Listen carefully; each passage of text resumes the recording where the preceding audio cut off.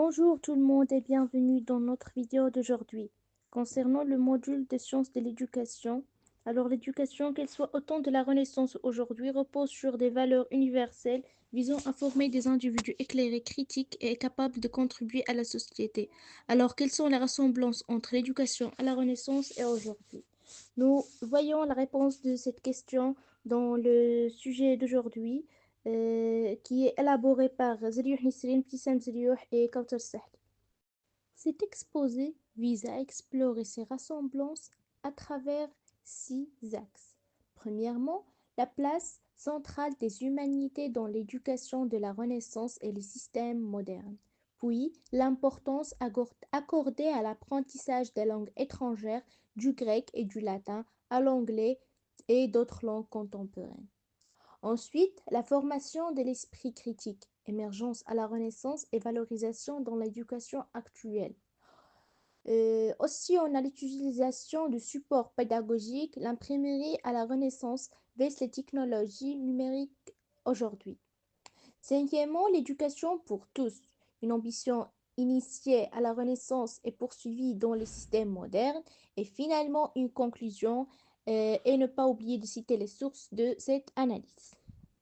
L'introduction. L'éducation est un pilier fondamental dans la transmission des savoirs et la formation des individus, quel que soit le contexte historique. Si les méthodes et les contenus éducatifs évoluent avec le temps, des similitudes frappantes peuvent être observées entre certaines époques.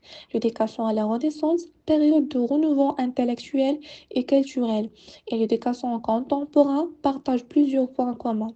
Malgré les siècles qui les séparent, ces ressemblances se manifestent notamment dans l'importance accordée aux humanités, la valorisation d'une pédagogie centrée sur l'apprenant et le souci de former des individus complètes capables de contribuer à la société. Ces parallèles témoignent d'une continuité dans les objectifs éducatifs et d'une quête permanente et de perfectionnement dans l'art d'enseigner. Nous allons ainsi explorer ces points communs qui montrent que l'essence de l'éducation transcende des époques tout en s'adaptant aux réalités contemporaines.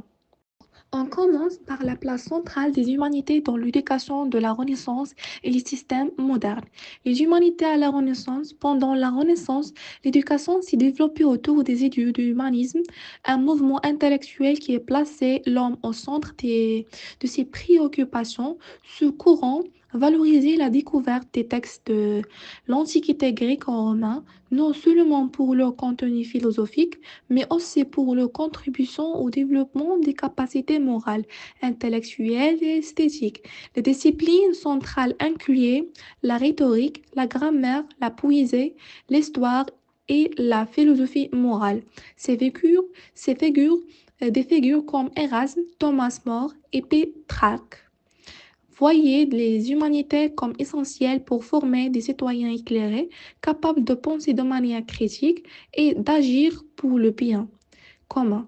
Les écoles et les universités du temps s'efforçaient de développer chez les étudiants une éthique personnelle, un sens civique et des compétences oratoires. On passe maintenant à l'évolution dans les systèmes modernes. Dans les systèmes éducatifs modernes, les humanités ont vu leur rôle évoluer.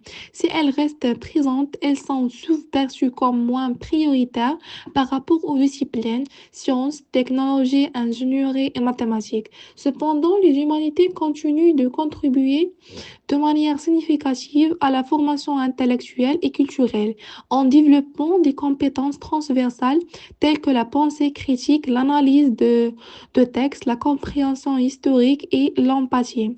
Certains critiques soulignent que l'éducation moderne risque de négliger des humanités au profit d'une spécialisation technique, perdent ainsi le vue d'objectifs humanistes de former des citoyens complète, esthétique et engagée. Cependant, les initiatives pour intégrer des approches interdisciplinaires montrent que les humanités peuvent compléter les sciences en offrant une réflexion esthétique pour les enjeux contemporains, comme le changement climatique ou l'intelligence artificielle. L'importance accordée à l'apprentissage des langues étranges du grec et du latin, à l'anglais et d'autres langues contemporaines. L'apprentissage des langues étranges a toujours occupé une place centrale dans l'éducation, mais les langues enseignées et leurs objectifs en évoluent au fil du temps en fournissant des besoins culturels, scientifiques et économiques des sociétés. Grec et latin, les piliers de l'éducation humaniste. Pendant la Renaissance, le grec et le latin étaient au cours de l'éducation humaniste. Le latin était la langue internationale des îles européennes, utilisée pour la communication savante, religieuse et diplomatique. Le grec découvert grâce à l'humanisme permettait l'accès direct aux textes originaux de philosophes et scientifiques antiques comme Aristote, Platon et Ovid.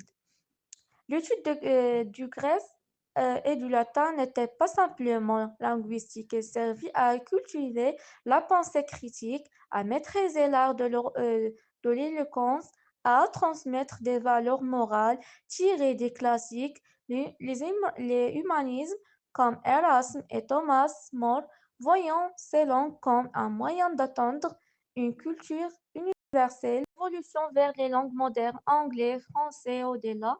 Au XVIIIe siècle, l'accent s'est progressivement déplacé vers les langues vernaculaires européennes, notamment le français, en raison de son rôle de langue diplomatique internationale jusqu'à le XIXe siècle, avec l'industrialisation et la montée des puissances impériales.